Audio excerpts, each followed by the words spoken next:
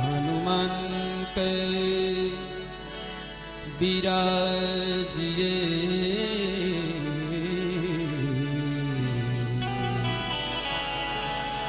तथा करहु मति अनुसार।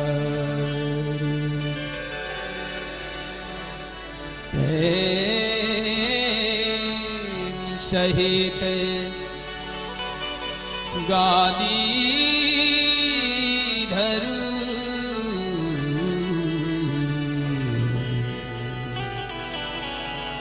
पधारिए पवन कुमार। लोकाभिरामं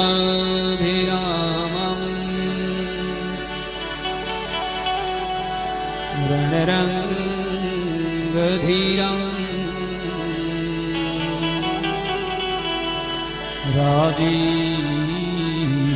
राजीवनेत्रं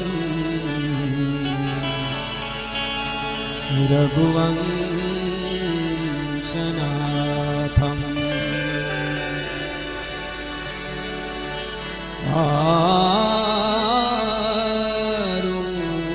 आरुण्यरूपं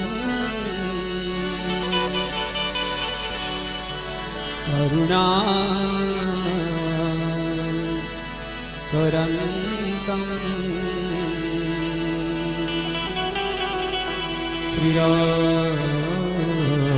श्रीरामचन्द्रं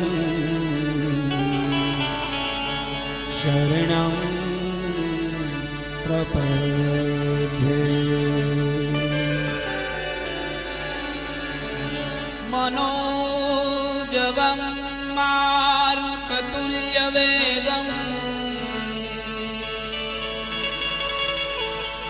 जितेन्द्रियं बुद्धिमतां वरिष्ठं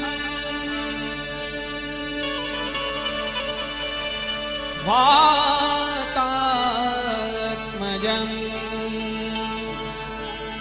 वानरयूथमुख्यं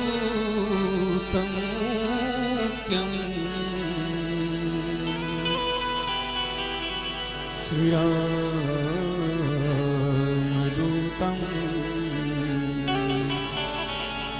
शरणं प्रपद्ये।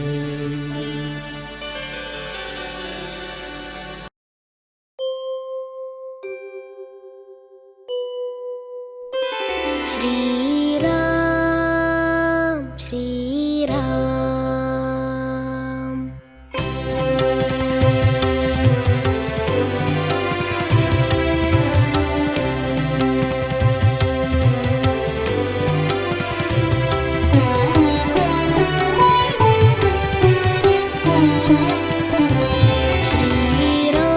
श्रीरामचन्द्र कृपालु भज मन हारा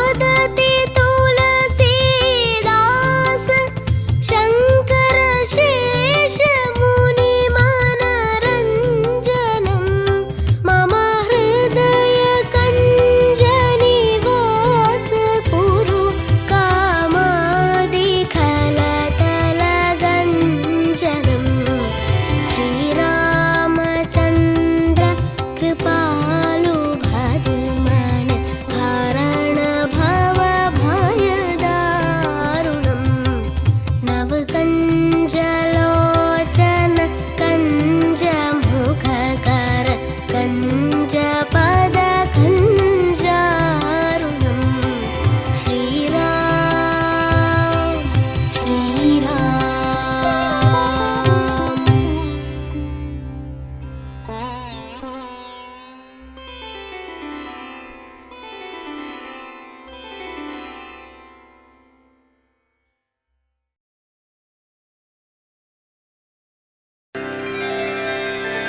वर्णानाम् अर्थसङ्घानां रसानां छन्दसामपि मङ्गलानां च कर्तारो वन्दे वाणी विनायकौ। स्वामी जी महाराज श्री रामचरितमानस के प्रारंभ में वाणी और विनायक इन दोनों की वंदना करते हैं। जो भिन्न भिन्न संप्रदाय में दीक्षित होते हैं, जैसे वैष्णव, शाक्त, सौर, शैव, वो ग्रंथ के प्रारंभ में अपने इष्ट देव की वंदना करते हैं। गोस्वामी जी के इष्ट देव तो श्री रामचंद्र, श्री सीता रामचंद्र भगवान हैं, परंतु इन्होंने ग्रंथ के प्रारंभ में सरस्वती और गणेश की वंदना की। ये स्मार्त परंपरा है। स्मार्त परंपरा है माने ग्रंथ के प्रारंभ में वाग देवी की वंदना करना अथवा निर्विघ्नता से पूर्ण होने के लिए गणेश की वंदना करना, ये स्मारकों की परंपरा में है। श्री अयोध्या धाम के जो भक्त हैं उनकी परंपरा ये है कि वो वंदना तो सबकी करते हैं, परंतु फल स्वरूप भगवान रामचंद्र की भक्ति मांगते हैं। वो गाइए गणपति जगवंदन विनय पत्रिका के प्रारंभ में गोस्वामी जी ने गणपति की वंदना की। बोले मांगत तुलसीदास कर जोरे बसहु राम सिय मानस मोरे। हमारे हृदय में भगवान सीता रामचंद्र का निवास। तो वाणी देवी जो है वो बात की देवी हैं और विनायक जो हैं ये गणेश हैं। गणों का जो ईश होए उसका नाम गणेश। जैसे इंद्रिय गण नेत्र है, श्रोत्र है, त्वचा है, जिह्वा है, नाक है, ये सब गण हैं और इनका जो स्वामी है, इनको अपने काबू में रखने वाला है, उसको गणेश बोलते हैं। तो ग्रंथ लिखने के लिए ये आवश्यक है कि संपूर्ण विघ्नों को दूर करने वाला गणेश प्रसन्न हो और हमारी वाणी, हमारी आँख, हमारे कान, हमारी नाक, हमारी जिह्वा, ये सब के सब पवित्र होवें, तो इनका स्वामी भी प्रसन्न होवे। और फिर ग्रंथ में 5 चीजों की जरूरत पड़ेगी। एक तो वर्ण रचना जो है, वर्ण विन्यास जो है वो सुंदर होवे। वर्णा नाम, ये वर्ण शब्द जो है ये अंग्रेजी में ण का ड हो गया है। ये बहुत ही व्यापक शब्द है। वर्ण जो है ना, वर्ण की जगह ड हो गया, दोनों सवर्गी हैं। वर्णा नाम, ये हमारा वर्ण है, वर्ण नहीं है, ब नहीं है, व है। तो व से ग्रंथ का प्रारंभ होता है और अंत में व से ही रामचरितमानस समाप्त भी होता है। मानवा, आखिर में पद जो है वो मानवा है। व से प्रारंभ और व से समाप्त। और ये व अमृत बीज माना जाता है संस्कृत भाषा में, माने ये बिल्कुल रसमय अमृतमय ग्रंथ है। तो एक तो वर्ण विन्यास अक्षर पर अक्षर बहुत बढ़िया और गुंज पुंज लुंज शब्द विन्यास तो बड़ा बढ़िया होवे, लेकिन उसमें कुछ अर्थ ही न होवे तो निरर्थक हो जाता है। इसलिए अर्थ संघा नाम, उसमें अर्थ भी होवे। लेकिन शब्द और अर्थ तो साधारण लोग भी बोलते हैं, उसमें रस भी होना चाहिए। शब्द भी हो, अर्थ भी हो, परंतु रस न हो तो किस काम का। और चौथी बात, गद्य में भी रसीली बात कही जाती है कि ये तो छंदसामपि, ये पद में कहना है। और फिर मंगल होवे, मंगल शब्द का अर्थ है उन्नति होवे, प्रगति होवे, आगे बढ़ते जाएं। जैसे बच्चू भाई ने कहा ना कि आपकी कृपा तो हमेशा से है, बनी रहे, पर मारवाड़ी लोग ऐसे नहीं बोलते हैं, ये तो गुजराती हैं इसलिए ऐसे बोलते हैं। हाँ, मारवाड़ी लोग कहते हैं कि महाराज आपकी कृपा तो है ही है और आगे बढ़े। तो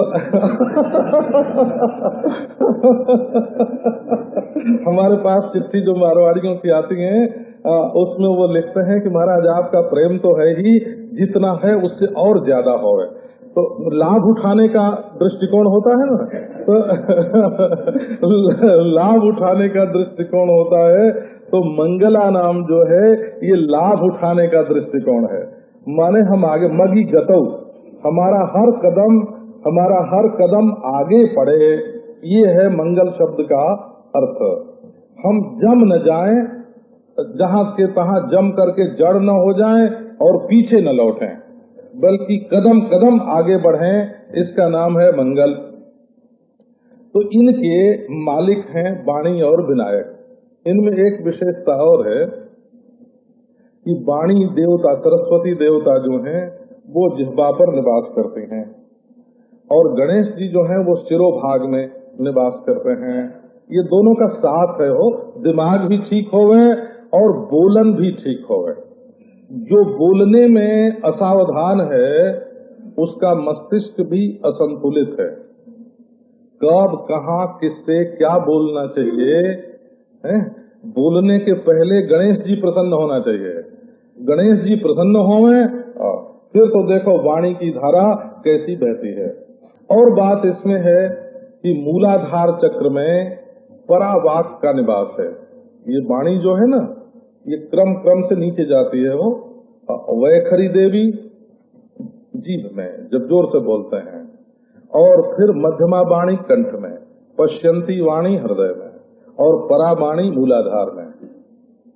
तो ध्यान करते करते परावाणी में जब पहुंच जाते हैं तब उपासकों की समाधि लगती है। और गणेश जो हैं उनके लिए क्या करना पड़ता है कि मूलाधार से लेकर के सहस्रार पर्यंत ऊपर जाना पड़ता है। तो ऊपर से नीचे तक विराजमान, जैसे षटचक्र है तो मूलाधार, स्वाधिष्ठान, मणिपूरक, अनाहत, विशुद्ध, आज्ञा चक्र और उसके बाद गुरुस्थान। तो मूलाधार में गणेश और वाणी दोनों एक साथ रहते हैं और वहां से जब कुंडलिनी का जागरण होता है तो वाणी और विनायक जा करके गुरु स्वरूप गणेश में मिल जाते हैं। तो ये गणेश जो हैं गणानान्त्वा गणपतिम हवामहे, ऐसे वेद में मंत्र आता है ना, निशुसीद गणपते गणेशु, ये प्रज्ञा के देवता हैं। तो हमारी प्रज्ञा भी शुद्ध हो और वाक भी शुद्ध हो, इसके लिए दोनों के अधिपति का बंधन श्री गोस्वामी जी ने पहले किया है। जहाँ जहाँ गणपति की चर्चा आती है वो यही कहते हैं कि 50 अक्षरों की जो मातृका है उसके आलय, 55 मातृकालयाय स्वाहा, सप्त छंदो निधये नमः, सरस्वत्याश्रयाय नमः, गद्य पद्य सुधारणवाय नमः, ये सब गणेश जी की वंदना होती है। इसलिए गणेश जी को ये वरदान दिया हुआ है कि कोई भी काम प्रारंभ करना होवे तो उसकी निर्विघ्नता से पूर्ति और अभिवृद्धि के लिए गणेश भगवान की वंदना करनी चाहिए। जब मंथन हो रहा था ना अमृत के लिए क्षीर सागर का, तब विघ्न पड़ गया तो विघ्नेश विधि जब पहले की गई तब वो काम जो है वो सिद्ध हुआ। इसलिए सबके पहले गणेश जी की वंदना, इससे शास्त्र कृपा प्राप्त होती है। शास्त्र कृपा कैसे प्राप्त होगी? कहिए सरस्वती और गणेश जी की वंदना करने से। अब आगे ईश्वर की कृपा कैसे प्राप्त होती है उसका वर्णन करते हैं। भवानी शंकरौ वंदे श्रद्धा विश्वासरूपिणौ, याभ्यां विना न पश्यन्ति सिद्धा स्वान्तस्थमीश्वरम्। भवानी है श्रद्धा और शंकर है विश्वास। श्रद्धा और विश्वास का नाम ही भवानी शंकर है। तो जैसे जिसके ऊपर भवानी शंकर कृपा करें उसको ईश्वर का साक्षात्कार हो जाए, ये कृपा जगत में ऐसे बोलते हैं। और जिसके हृदय में श्रद्धा और विश्वास आ जाए उसको ईश्वर का दर्शन हो जाए। तो व्यतिरेक मुख से ये बात उल्टी करके बोली जाती है कि श्रद्धा और विश्वास के बिना अपने हृदय में स्थित ईश्वर का दर्शन नहीं होता, और श्रद्धा और विश्वास साक्षात भवानी शंकर के रूप हैं, इसलिए हम उनकी वंदना करते हैं। ये श्रद्धा जो वस्तु होती है ये श्रद्धेय प्रधान होती है, और विश्वास जो होता है वो श्रद्धालु प्रधान होता है। इस बात को जरा ध्यान दे करके करो। माने जिस पर हम श्रद्धा करते हैं उसमें क्या क्या गुण हैं, वो कितना सुंदर है, कितना सुशील है, कितना ज्ञानी है, कितना दयालु है, कितना योगी है, कितना सूर है, कितना वीर है, कितना विक्रांत है, उसमें क्या क्या सद्गुण मौजूद हैं। सामने वाले के अंदर सद्गुण देख करके अपने हृदय में श्रद्धा उदय होती है, और जब वो पक्की होती है तब विश्वास बन जाती है। विश्वास बनने का अभिप्राय ये है कि अब उसमें चाहे गुण होवे चाहे नहीं होवे, अपनी तो निष्ठा जम गई। तो श्रद्धा जमाने के लिए सामने वाले व्यक्ति में गुण होने की जरूरत पड़ती है, और विश्वास होने पर वो अपने अंतःकरण की, अपने जीवन की निष्ठा हो जाती है। तो त्वम पदार्थ की प्रधानता से विश्वास होता है, और तत् पदार्थ की प्रधानता से श्रद्धा होती है। परोक्ष में श्रद्धा होती है और अपरोक्ष में विश्वास होता है। विश्वास अपने अंतःकरण का गुण है, उसमें निष्ठा है, दृढ़ता है। श्रद्धा का दृढ़ परिपाक जो है उसको विश्वास कहते हैं। दोनों हालत में वो रहता तो अपने हृदय में ही है, लेकिन एक में सहारा सामने वाले का ज्यादा होता है और दूसरे में सहारे की जरूरत नहीं होती है, अपने बल पर खड़े हो जाते हैं। श्रत माने सत्य होता है और धा माने धारण करना। ये सत्य को ही महात्मा लोग छिपाने के लिए श्रत बोलते हैं। ये ऐसे निरुक्त में आया है, श्रदिति सत्य सत्य नाम, सत्य का नाम है श्रत। तो बोले सत्य बोलो ना, श्रत क्यों बोलते हो? बोले कि नहीं, ये बात छिपाने की है। सत्य और धा माने धारण करना, ये वस्तु सच्ची है ऐसा धारण करने का नाम श्रद्धा है। और विश्वास, विगत श्वास हो जाना, उसके लिए फिर मुर्दा तरीके हो जाना, हटाए नहीं हटना, हटाए नहीं हटना, ऐसी निष्ठा अंतःकरण की हो जाना विश्वास है। तो ईश्वर कृपा प्राप्त करने के लिए हमारे हृदय में श्रद्धा विश्वास चाहिए, बिना इसके ईश्वर की कृपा जो है वो प्राप्त नहीं हो सकती है। तो भगवती जो है ना, वही तो श्रद्धा, जा देवी सर्वभूतेषु श्रद्धा रूपेण संस्थिता, दुर्गा पाठ में इस तरह से पढ़ते हैं। तो ये महाराज श्रद्धा और विश्वास के रूप में भवानी शंकर सबके अंदर मौजूद हैं और एक साथ बाग अर्थाव्यो संपृक्तौ मिले हुए रहते हैं। तो श्रद्धा बिना बिना धर्म नहीं हुई। गोस्वामी जी कहते हैं श्रद्धा के बिना धर्म नहीं होता है। बिनु मही गंध की पावई कोई, और कवनियों सिद्धि की बिनु विश्वासा। तो श्रद्धा बिना धर्म नहीं हुई, श्रद्धा से धर्म की उत्पत्ति होती है, और कवनियों सिद्धि की बिनु विश्वासा, बिना विश्वास के कोई सिद्धि नहीं मिलती है। इसलिए श्रद्धा विश्वास को अपने हृदय में धारण करके अपने हृदय में ही जो विराजमान ईश्वर है उसका दर्शन करना चाहिए। ईश्वर कहीं बाहर नहीं है, स्वांतस्थम ईश्वरम। जहाँ तुम्हारे मन में ईश्वर के दर्शन की इच्छा होती है वहाँ ईश्वर बैठा हुआ है। ईश्वर के दर्शन की इच्छा होने पर उसको देखने के लिए बाहर जाने की जरूरत नहीं है। कश्मीर देखने की इच्छा होवे तो कश्मीर जाना पड़ेगा ना, परंतु ईश्वर के दर्शन की इच्छा होवे तो कहीं जाना नहीं पड़ेगा। इच्छा का उदय जिसमें से हुआ है वही तो ईश्वर है। तो इच्छा के मूल का अनुसंधान करना पड़ता है, परंतु ये बात गुरु कृपा के बिना नहीं हो सकती है। इसलिए देखो, पहले शास्त्र कृपा के लिए वाणी विनायक का वर्णन, और ईश्वर कृपा के लिए श्रद्धा भक्ति का वर्णन, और अब नारायण गुरु कृपा का वर्णन करते हैं। वंदे बोधमयं नित्यं गुरुं शंकर रूपिणं यमाश्रितो हि वक्रोऽपि चंद्रः सर्वत्र वंद्यते। बोले कि गुरु शंकर रूप है, गुरु साक्षात शंकर है। देखो आजकल जमाना तो बड़े तर्क का है, लोग अपने को अपना परिचय देते हैं कि महाराज हमारी बुद्धि तर्क शुद्ध है, हमको तो वो मैटर और एनर्जी के ख्याल से तब हमको कोई बात समझाना, मृत्तिका भी होवे और ऊर्जा भी होवे, शक्ति और पदार्थ का जहाँ अभेद हो जाता है उस दृष्टिकोण से हमको समझाओ। कल एक वकील मिले थे हमको हैंगन गार्डन में, तो उन्होंने कहा हमको तर्क शुद्ध बुद्धि प्राप्त है, आप इसके अनुसार हमको ये बात समझाइए। ऐसे लोगों की रुचि ऐसी होती है। बात बढ़िया है। अब 20वीं शताब्दी में तर्क शुद्ध बुद्धि न होवे तो काम कैसे चले। परंतु इतनी बात ध्यान में रखना कि जो चीज मशीन पर लाई जा सकती है, यंत्र के द्वारा जिसका ज्ञान हो सकता है, उसके लिए तो नारायण तर्क शुद्ध बुद्धि काम देती है। और जो चीज मशीन पर नहीं लाई जा सकती ना, यंत्र में तर्क काम देता है लेकिन मंत्र में तर्क काम नहीं देता। हाँ, एक यंत्र होता है, एक मंत्र होता है, एक तंत्र होता है।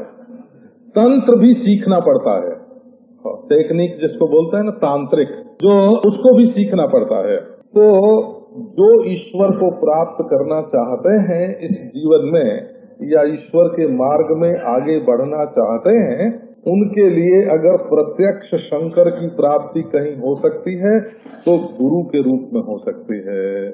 गुरु शंकर का रूप है। और गुरु को ये नहीं समझना कि जन्मने मरने वाला है, ये तो नित्य है। अच्छा, और वो ज्ञान स्वरूप है, ज्ञान ही उसका स्वरूप है। तो भाई उसका सहारा लेने से लाभ क्या है? तो उसका सहारा लेने से लाभ ये है कि यमाश्रितो ही वक्रोपि चंद्र सर्वत्र वंदिते। ये चंद्रमा जो है ना, ये जब गुरु का आश्रय लेता है, मतलब जैसे शंकर जी के सिर पर आके बैठा, तो जो लोग चंद्रमा को प्रणाम नहीं करते, शंकर जी को प्रणाम करते हैं ना, वो भी चंद्रमा को प्रणाम करते हैं। और गुरु और चंद्रमा एक राशि पर हो जाए, क्या पूछना है। असल में देखो बात ये है, हम लोग तो आध्यात्मिक दृष्टि से देखते हैं ना, तो चंद्रमा मन का देवता है और मन कभी अच्छी बात भी बताता है करने को और कभी बुरी बात भी बताता है। आप अपने मन की देख लो कि मन कभी गलत रास्ते में चलने की सलाह देता है कि नहीं। तो मन गलत रास्ते में भी ले जाता है और अच्छे रास्ते में भी ले जाता है। तो इस मन के ऊपर यदि गुरु रहे तो गुरु की सलाह से जब मन काम करेगा तब अच्छा काम करेगा। तो चाहे मन कितना भी वक्र होवे, वक्र माने टेढ़ा, उल्टे रास्ते से घूम फिर करके भ्रम के रास्ते में जो ले जाए सो वक्र। जहाँ भ्रमण होगा वही ना वक्र होगा। तो जो भ्रम के मार्ग में ले जाए सो वक्र हुआ। लेकिन जब ये गुरु के आश्रित हो जाता है, गुरुमुख हो जाता है और मनमुखी पना जब छूट जाता है, तो जैसे वंदना गुरु की होती है वैसी ही वंदना शिष्य की भी होती है। शिष्य स्वयं गुरु हो जाता है। शिष्य नहीं रहता, शिष्य वंदनीय गुरु हो जाता है। तो ये गुरु कृपा का वर्णन किया कि उसका आश्रय लेने की जरूरत है, उसका आश्रय लेने की जरूरत है, फिर वक्र भी वंदनीय हो जाएगा। एक श्लोक है पुराना, दोषा करोपि कुटिलोपि कलंकितोपि मित्रावसान समये विहितोदयोपि चंद्रस्तथापि गिरिश स्थिरता विवर्ते नैवाश्रितेषु गुण दोष विचारणास्ते। कहते हैं चंद्रमा दोषाकर है। दोषाकर का एक अर्थ होता है रात में वो चमकता है। जब सच्ची चमक होती तो दिन में चमकता, झूठी चमक है रात में। अंधों में काना राजा जैसे होता है। रात दोषाकरोपि कुटिलोपि और टेढ़ा भी है, और कलंकितोपि उसको कलंक भी लगा हुआ है। और मित्रावसान समये विहितोदयोपि जब मित्र भगवान सूर्य जब डूबने लगते हैं तब ये मंगल मनाता है ना। अपने मित्र के अस्त के समय मंगल मनाना ये वो आदमी का लक्षण है। ऐसा है चंद्रमा, फिर भी भगवान शंकर देखो उसको अपने सिर पर धारण करते हैं। तो क्यों?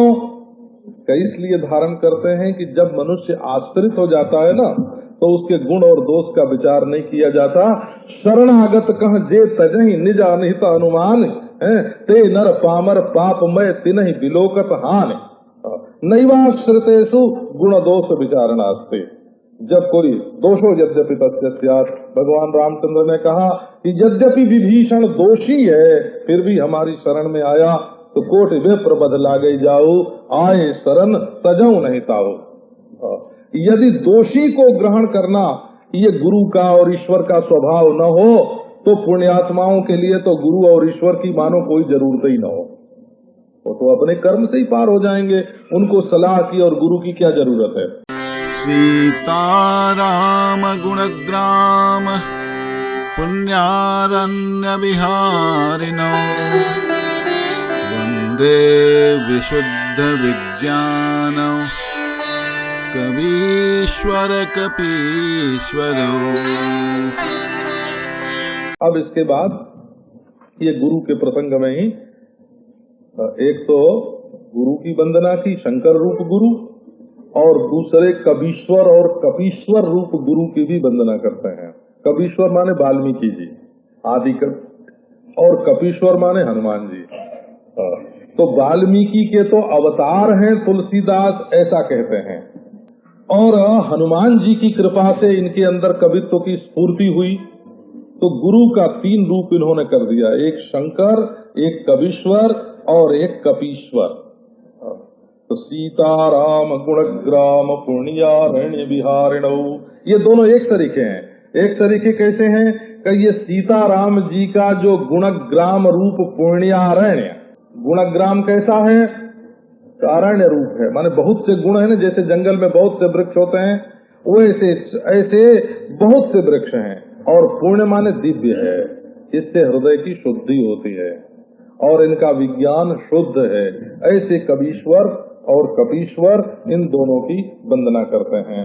तो जैसे अरण्य दुर्गम और दुष्पार होता है वैसे ये भगवान का गुणग्राम भी दुर्गम और दुष्पार है, और दिव्य होने से पुण्यारण्य है। और एक बात यह है, अरण्य होने पर भी ग्राम है, ये देखो ना, सुगम भी है। सीताराम गुण ग्राम पुण्यारण्य विहारणो, ग्राम का अर्थ समूह है। इसके बाद श्री जानकी जी की वंदना करते हैं। उद्भव स्थिति संहार कारिणी क्लेश हारिणी सर्वश्रेयस्करीं सीतां नतोऽहं राम वल्लभाम्। श्री जानकी जी की जो वंदना है उसमें पहले शक्ति की वंदना और बाद में शक्तिमान की वंदना। जैसे हम जब अपने स्थान से ईश्वर की ओर चलने लगे तो पहले हमको माया मिलेगी फिर परमेश्वर मिलेगा। जैसे चित्त वृत्ति को लीन करने लगे तो पहले प्रकृति मिलेगी लीन करने के लिए, बाद में ईश्वर मिलेगा। पहले कारण मिलेगा फिर कारणातीत मिलेगा।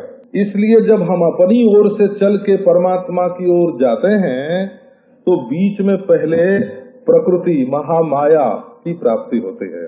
तो वो यदि प्रतिकूल होवे तो वहाँ से लौटा दें, अविद्या रूप होवे तो लौटा दें, और अनुकूल होवे तो वो भगवान के चरणों में उपस्थित कर देवें। तो इसके लिए बताते हैं कि श्री जानकी जी जो हैं ये जीव को भगवान के सम्मुख करने वाली हैं। विद्या रूप, ये विद्या और अविद्या माया के 2 रूप हैं, विद्या पर अविद्या 2। तो ये विद्यामयी जो शक्ति, देखो विद्या और अविद्या दोनों संसार है, लेकिन अविद्या फंसाने वाली है, यही बस जीव पराभव कूपा, और विद्या जो है का ये संसार सागर से छुड़ाने वाली है। तो श्री जानकी जी जो हैं ये भगवान पर आवरण नहीं है, और अविद्या जो है वो भगवान पर आवरण को, पर्दे को उत्पन्न करने वाली है। तो इसलिए पहले श्री जानकी जी का वर्णन करते हैं। संसार की सृष्टि स्थिति संहार करने वाली और क्लेश को हरण करने वाली सबकी कल्याणकारिणी रामचंद्र की वल्लभा जो सीता हैं उनको हम प्रणाम करते हैं। आदि शक्ति यही जग उपजाया तो अवतरही मोर यह माया। भगवान ने कहा कि ये जगत की कारण भूता स्वयं भगवते हैं। और तुलसीदास जी कहते हैं कि कभी अपनी बात कहनी हो भगवान से तो माँ के द्वारा कहलाना। अगर पुत्र पर पिता नाराज होवे की उपेक्षा करता होवे तो पुत्र क्या उपाय करे का अपनी माँ के सामने रोवे। तो माँ कभी एकांत में पिता से जब पुत्र की सिफारिश करेगी तो पिता उसके ऊपर प्रसन्न हो जाएगा। इसीलिए गोस्वामी जी विनय पत्रिका में प्रार्थना करते हैं, कबहू का अम्ब अवसर पाई मेरी सुधि द्यावी कछु करुण कथा चलाई। जानकी जग जनन जनकी किए बचन सहाय तरय तुलसीदास भव तव नाथ गुण गन गाय। कबहू का अम्ब अवसर पाए विमुख जीव को भगवान के सन्मुख श्री जानकी जी करते हैं। अब इतना सब वर्णन करने के बाद देखो अब आखिरी स्थान पर ये उत्कर्ष से गए। आप ये देखना कि पहले सरस्वती और गणेश की वंदना की, उसके बाद गुरुजी महाराज की वंदना की, ये सब शिष्टाचार किया। सब कबीश्वर और कपीश्वर की वंदना की, फिर श्री जानकी जी की बात कही। अब जानकी जी के बाद कौन रहा तो बोले अब श्री रामचंद्र रहे। ये अपना जो असली इष्ट है उसकी चर्चा करते हैं। तो कभी कोई प्रणाम करते हैं तो जो सबसे बड़ा होता है ना, उसको करते हैं, फिर छोटे को करते हैं, फिर छोटे को करते हैं। ऐसे सबसे ज्यादा चौमासा जिसका हो दंडी स्वामियों में पहले उसको प्रणाम किया जाता है, फिर उससे कम वाले को, फिर उससे कम वाले को, फिर उससे कम वाले को।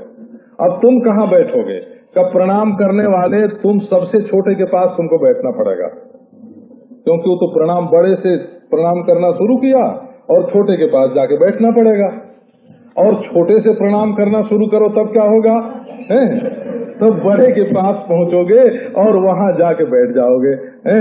तो श्री गोस्वामी तुलसीदास जी महाराज सबसे अंत में भगवान रामचंद्र को प्रणाम करते हैं उनके पास बैठने के लिए। तो प्रणाम में 4 बात इन्होंने कही है।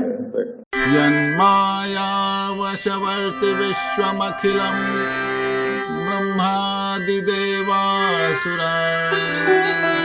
यत्सत्त्वादमृषैव भाति सकलम् रज्जौ यथा हेर्भ्रमः यत्पादप्लवमेकमेव हि भवाम्भोधे स्थितिर्षावता वन्देऽहं तमशेषकारणपरं रामाख्यमीशं हरिम्। पहले भगवान की माया का प्रभाव बताया। ये भगवान की माया का प्रभाव है। क्या? जन माया बस बरसी विश्वमखिलम ब्रह्मादि देवासुरा। संपूर्ण विश्व सृष्टि जिनके माया के बस बरती है, माने जिनकी जादू का खेल है। वो जैसे कोई जादूगर होवे और जादू के खेल में दिखावे हैं, ये देखो ब्रह्मा, ये देखो विष्णु, ये देखो शिव, ये देखो पहाड़, ये देखो नदी, ये देखो आकाश, ये सूर्य, ये चंद्रमा। क्या है? ये जादूगर अपने जादू के खेल में दिखा रहा है। तो इसका जादू कितना प्रभावशाली है जिसने संपूर्ण विश्व को बना दिया। जादू में दिखाई हुई चीज असली होवे ये जरूरी नहीं है, पर उसमें देखो ब्रह्मा विष्णु महेश आदि सब के सब देवता और संपूर्ण विश्व भगवान की माया दिखा रही है। अब भगवान की सत्ता का बल बताते हैं। कैसी है सत्ता? कि जत सत्वादमृषैव भाति सकलम रज्जौ जथा हेर्भ्रमः। बोले देखो सत्ता तो वो है ना, माने जादू तो वो जो सिर पर चढ़ के बोले हैं। झूठ को सच कर देने वाली अगर कोई सत्ता है, ऐसी सत्ता जो अपने को सत्य रखे, वो क्या सत्ता?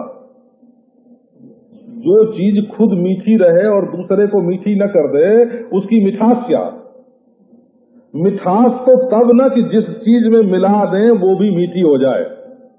तो भगवान की सत्ता वो है कि इस झूठी दुनिया में जब मिल जाती है तब ये भी सच्ची मालूम पड़ने लगती है। इस झूठी दुनिया को सच्ची बना करके दिखाने वाली ये भगवान की सत्ता है। तो जत सत्वात, भगवान की उपस्थिति के कारण ही अमृषैव भाति सकलम, ये संपूर्ण जागृत प्रपंच सच्चा भासता है। कैसे?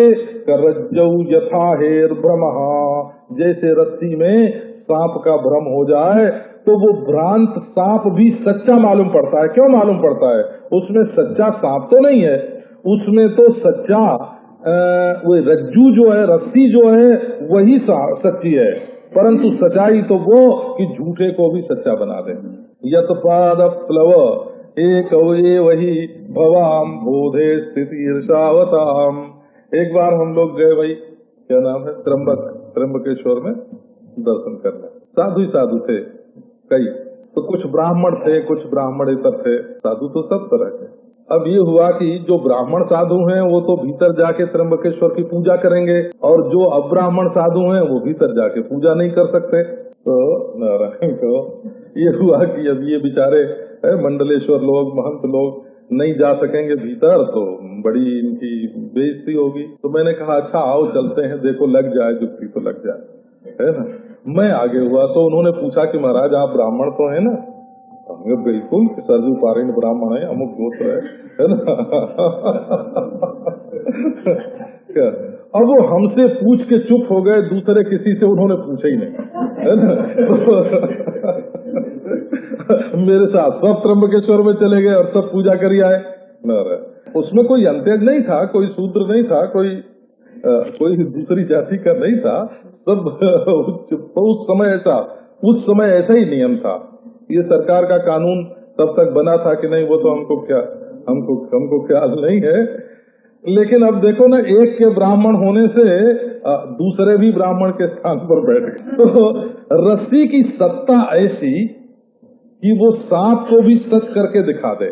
देखो आत्मा की सत्ता ऐसी कि सपने को भी सच्चा करके दिखा दे। परमात्मा की सत्ता ऐसी कि ये बिल्कुल जो झूठी दुनिया है वो सच हो करके दिखाई पड़ती है। अब इस भ्रम से और इस माया के प्रभाव से बचने का साधन बताते हैं। ये साधन तत्व है। जत पाद प्लव एक वही भवाम बोधे स्थिति ईर्षावताम। जो इस भवसागर से पार जाना चाहते हैं, तितीर्षावताम, तितीर्षा माने संतरण की इच्छा, तद्वान जो है माने जो लोग इस संसार सागर से पार जाना चाहते हैं उनके लिए नौका एक है। भगवान के चरणारविंद जो हैं वही नाव है।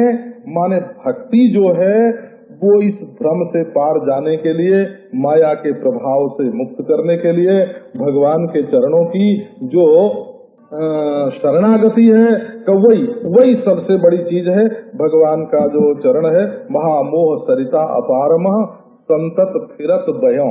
गोस्वामी तुलसीदास जी ने विनय पत्रिका में बताया, संतत फिरत बयों श्री रघुवीर चरण नौका तजी फिर फेन गयो। तो श्रीमद् भागवत में भी ये प्रसंग आया है कि भगवान के चरणारविंद जो है नाव हैं, उनका आश्रय ले लो तो इस भवसागर से पार हो जाओ। अब चौथी बात क्या कही, भगवान का स्वरूप बताया, वंदेहम तमशेष कारण परम रामाख्यमीशम हरिम।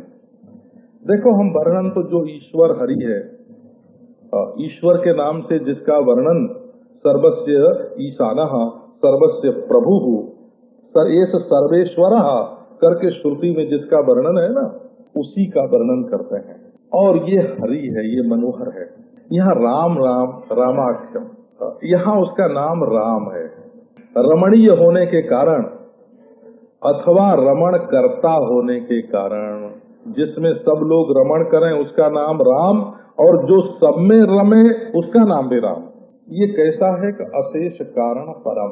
ये संसार में एक कार्य और एक कारण होता है। जैसे बाप कारण हुआ तो बेटा कार्य हो, अब फिर बेटा कारण बनेगा तब उसका बेटा कार्य हो जाएगा। ऐसे संसार में चलता है, एक चने से दूसरा चना पैदा होता है, फिर तीसरा चना। तो कार्य कारण भाव जहाँ होता है ना, वहाँ इस चने का बाप कौन है, फिर उस चने का बाप कौन है, फिर उस चने का बाप कौन है, कहीं समाप्त होगा।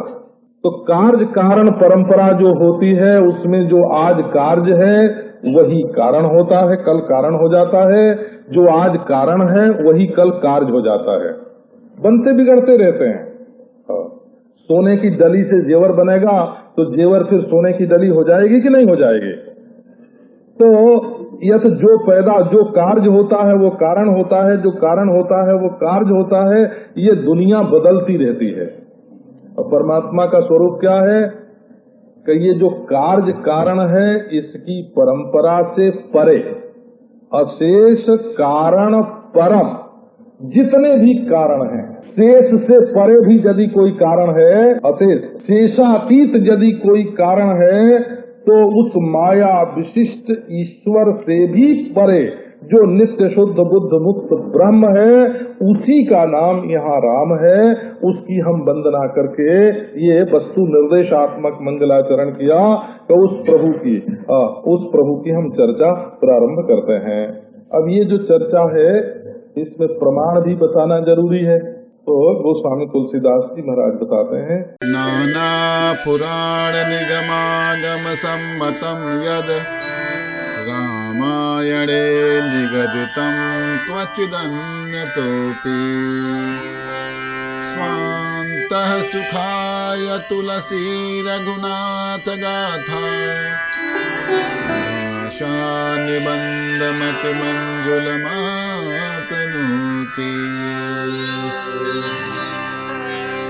हैं कि शास्त्र के विरुद्ध हमारा ग्रंथ नहीं है। नाना पुराण, राम कथा पुराणों में ज्यादा है। एक अंग्रेज ने राम कथा पर रिसर्च की है, तो भिन्न भिन्न देशों में, सुमात्रा में रामचरित्र पत्थरों पर लिखा हुआ है, वो हजारों वर्ष, जावा में, सुमात्रा में, ये थाई देश जिसको बोलते हैं, श्याम देश में, ये एशियाई जितने देश हैं सब में राम कथा किसी न किसी रूप में प्राप्त होती है। ये जो पारस्य देश हैं इनमें प्राप्त होती है। तो किस देश में, किस भाषा में, किस ढंग से राम कथा लिखी हुई है, इसका उसने ऐसा पांडित्यपूर्ण संग्रह किया है। उस थीसिस की पुस्तक का नाम राम कथा ही है, हिंदी में प्रकाशित हुई कई बरस हो गए। तो संपूर्ण विश्व में किसी न किसी प्रकार में राम कथा है, कोई न कोई रूप उसका जरूर है। अच्छा, जैनों में राम कथा बड़े विशाल रूप में है, जैन साहित्य में। तो अनेक पुराण, नाना पुराण का अर्थ है जो वैदिक पुराण है उनमें भी है, जो अवैदिक पुराण है उनमें भी है। बौद्ध साहित्य में राम कथा का बड़ा भारी विस्तार है। निगम माने वेद, जो हुक्म दे कि ऐसा करना चाहिए, विधि निषेध करने वाला जो है उसका नाम निगम है। और आगम, जो आचार्यों के उपदेश हैं वो आगम हैं। उनसे विरुद्ध रामायण में कुछ नहीं है ना। ये रामायण माने राम जी का घर, रामस्य अयनम रामायणम, ये राम जी का घर है। इसके एक एक दोहा में, सोरठा में, चौपाई में, एक एक श्लोक में, एक एक पद में, वर्ण में राम जी का घर है, उसमें राम जी मिलते हैं। और क्वचिद अन्यतोपि, बोले भाई इनमें जो रामचरित है सो तो मैंने लिया ही है, कहीं अन्य में से भी लिया है। माने रघुवंश आदि जो काव्य हैं, अनर्घ राघव आदि जो नाटक है, अनर्घ राघव, प्रसन्न राघव, उन्मत्त राघव, ऐसे नाटक, उत्तर रामचरित, राम संबंधी, आश्चर्य चूड़ामणि, बड़े बड़े नाटक हैं महाराज। एक हमारे पिताजी के शिष्य थे, शीतल सिंह उनका नाम था, गया जिले में रहते थे। तो जब मैं 15-16 बरस का था, 16-17 बरस, तब शिष्य थे हमारे पिताजी के, और पिताजी की मृत्यु हो गई थी, तो हम भी अपनी वृत्ति के लिए जाते थे ना उधर। तो गया जिले में उनका घर था, तो उन्होंने सीता रामचरितायन नाम की एक बहुत बड़ी पुस्तक रामचरित्र पर लिखी थी। तो उन्होंने वो ग्रंथ लिखने के लिए जो रामायणों का संग्रह किया था, 75 प्रकार की रामायण उनके पास थी। तो जब मैं उनके घर में रहा तो महीनों तक रहते थे, तो बड़े संपन्न पुरुष थे, और उनके यहाँ जाते तो महीनों तक रहते, तो वहाँ भिन्न भिन्न प्रकार का रामायण देखने में आता हो। तो ये क्वचित अन्यतोपि, किसी नाटक से भी, किसी काव्य से भी, और कोई अपने स्वप्न में अनुभव हो गया उससे भी, कोई बात अपने ध्यान में आ गई उससे भी, जो काव्य का भाव हृदय में उत्प्रेक्षा, क्वचित अन्यतोपि, है ना।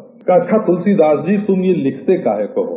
बोले देखो जो लोग निकम्मे होते हैं ना, उनका मन दुख की कल्पना कर करके दुखी होती है। लोगों का जो मूड बनता बिगड़ता रहता है ना, ये क्या है?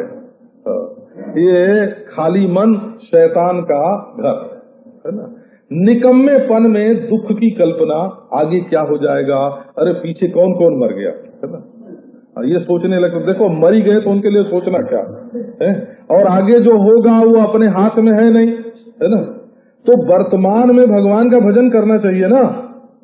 तो गोस्वामी जी कहते हैं कि बाबा देखो, हम कोई ख्याति के लिए, पूजा के लिए, लाभ के लिए, प्रतिष्ठा के लिए, किसी से पुजवाने के लिए, दक्षिणा लेने के लिए, अखबार में अपना नाम छपवाने के लिए ये रामचरित्र की कथा नहीं करते हैं। क्यों करते हैं? कि स्वांत सुखाए, अपने भीतर सुख होवे, सुख स्वरूप भगवान राम हर समय दिखाई पड़े, अथवा अपने भीतर बैठे हुए जो रामचंद्र हैं उनके सुख के लिए हम उनके साथ, जैसे कभी किसी महाराज के सामने बैठ करके उसके यश का गान करता है ना, भव भेषज रघुनाथ जस, ये नारायण। तो हम स्वांत सुखाए, हमारे भीतर जो रघुनाथ जी बैठे हैं उनको खुश करने के लिए हम गावें उनका चरित्र, और जैसे भाट की बात सुन करके संसारी राजा बादशाह लोग खुश होते हैं, वैसे वे खुश हों और हमारे हृदय में सुख मिले। तो रघुनाथ, ये संकल्प है, रघुनाथ गाथा भाषा निबंधम अति मंजुलम आतनोति। रघुनाथ की जो कथा है उसका ये भाषा निबंध अत्यंत मंजुल। देखो अपने काव्य के लिए वैसे बाद में चल करके तो गोस्वामी तुलसीदास जी ने ये कहा, कवित विवेक एक नहीं मोरे, सत्य कहो लिख कागज कोरे, हमको तो कुछ आता ही नहीं है। लेकिन कहते हैं बड़ा सुंदर ये भाषा निबंध, अत्यंत सुंदर, अति मंजुल ये भाषा निबंध लिखा जा रहा है। तुलसी जो है वो लिख रहा है, तुलसी लिख रहा है। इसका अभिप्राय ये है कि इसका जो फल है, हम तो अपने सुख के लिए लिख रहे हैं, परंतु इसका जो फल कोई होवे इस पुण्य कार्य का, तो वो सारी सृष्टि के लिए मैं संकल्प कर देता हूँ। जैसे मंदिर बनाते हैं तो मंदिर बना के कहते हैं कि ये मंदिर सबके कल्याण के लिए हम उत्सर्ग करते हैं, दान करते हैं। इसी प्रकार ये काव्य बना करके बिना संकल्प के तो कोई काम करना नहीं चाहिए, तो संकल्प पूर्वक ये काम कर रहे हैं। अब आगे भाषा में प्रारंभ होता है। हरे राम राम राम सीता राम राम, हरे राम राम राम सीता राम राम, हरे राम राम राम सीता राम, हरे राम राम राम सीता राम, हरे राम राम राम सीता राम राम, हरे राम राम राम सीता राम राम, हरे राम राम राम सीता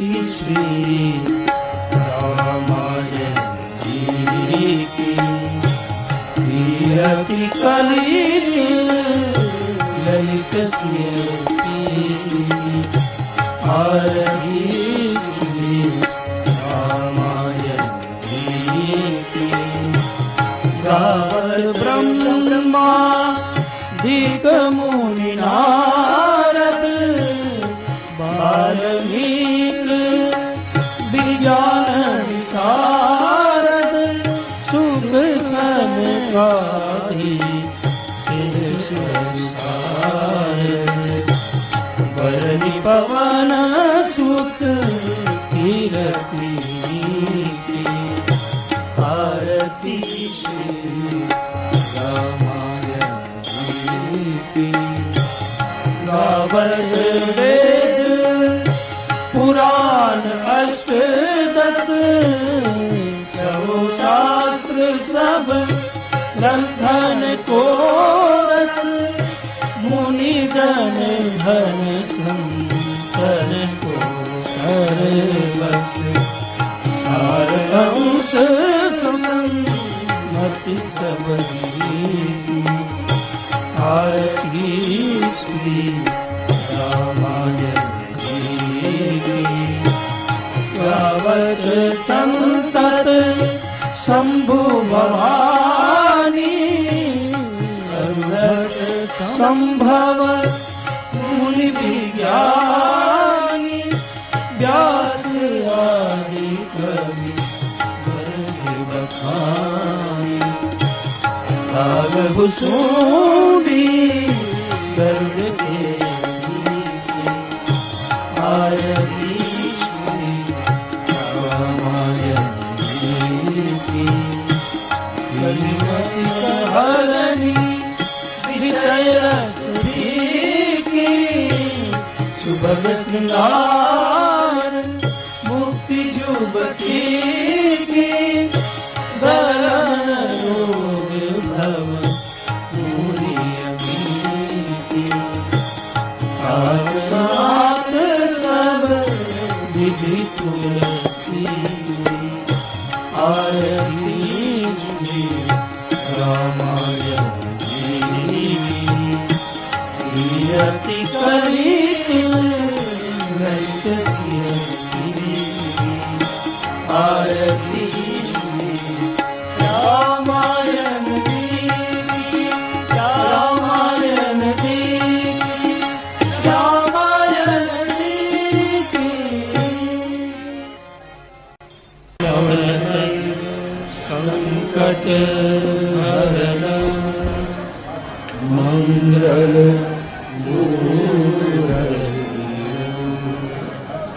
राम लखन सीता सहित हृदय बसहु बोलिए हनुमान